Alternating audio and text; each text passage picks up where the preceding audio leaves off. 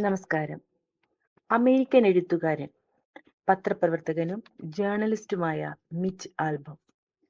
അദ്ദേഹം തന്റെ Tuesdays with മോറി എന്ന പ്രസിദ്ധമായ പുസ്തകം എഴുതാനുണ്ടായ സാഹചര്യങ്ങളെക്കുറിച്ച് ഇന്ന് ഞാൻ നിങ്ങളുമായി പങ്കുവയ്ക്കാൻ ആഗ്രഹിക്കുന്നു. ഏവർക്കും സ്വാഗതം ഇന്നത്തെ കഥാനേരത്തിലേക്ക്. യുഎസിലെ വാഹന നിർമ്മാണത്തിന്റെ തലസ്ഥാനമാണ് ഡിട്രോയിറ്റ്.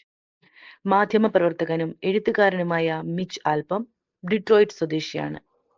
സ്പോർട്സ് എഴുത്തിലാണ് പ്രാഗൽഭ്യമെങ്കിലും കായിക മേഖലയുമായി ഒരു ബന്ധമില്ലാത്തൊരു പുസ്തകം എഴുതിയിട്ടുണ്ട് ആൽബം. മോറിയോടൊത്തുള്ള ചൊവ്വാഴ്ചകൾ. മാസച്യൂസെറ്റ്സിലെ ബ്രാൻഡേഡ് സർവകലാശാലയിൽ ആൽബമിന്റെ പ്രൊഫസറായിരുന്നു മോറി ഷ്വാർട്സ്. പ്രിയപ്പെട്ട അധ്യാപകൻ അസാധാരണമായൊരു ന്യൂറോ രോഗത്തിന്റെ പിടിയിലാണെന്നും അദ്ദേഹത്തിന്റെ നാളുകൾ എണ്ണപ്പെട്ടിരിക്കുകയാണെന്നും മനസ്സിലാക്കിയപ്പോൾ മോറിയെ അവസാനമായി സന്ദർശിക്കാൻ ആൽബം തീരുമാനിച്ചു. കോളേജ് വിട്ട ശേഷം ഒരിക്കൽ പോലും അദ്ദേഹത്തെ കാണാൻ പോകാത്തതിന്റെ വലിയ കുറ്റബോധം തോന്നുകയും ചെയ്തു. ആ സന്ദർശനം ഒരു ചൊവ്വാഴ്ചയായിരുന്നു. ഒരേ ഒരു ദിവസത്തെ സന്ദർശനം മാത്രമാണ് ആൽബം ഉദ്ദേശിച്ചതെങ്കിലും മടങ്ങുമ്പോൾ അയാൾ പ്രൊഫസറോട് പറഞ്ഞു, വീണ്ടും വരാം. ആൽബം പിന്നെയും വന്നു, പിന്നെയും വന്നു. എല്ലാ സന്ദർശനങ്ങളിലും ചൊവ്വാഴ്ചകളിലായിരുന്നു.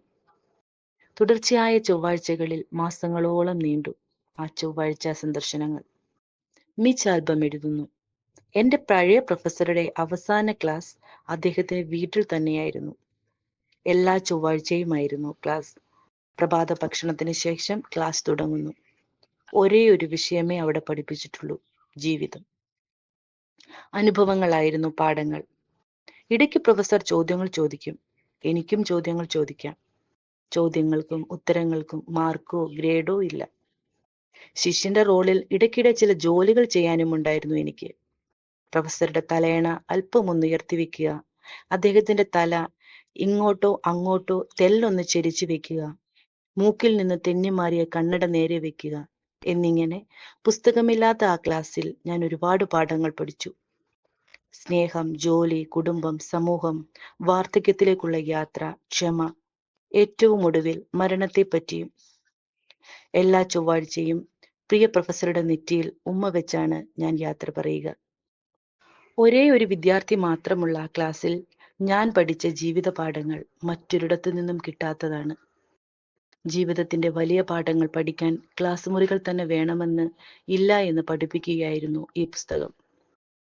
Tuesdays with Morrie, an old man, a young man and life, greatest lesson എന്നാണ് പുസ്തകത്തിന്റെ മുഴുവൻ പേര്.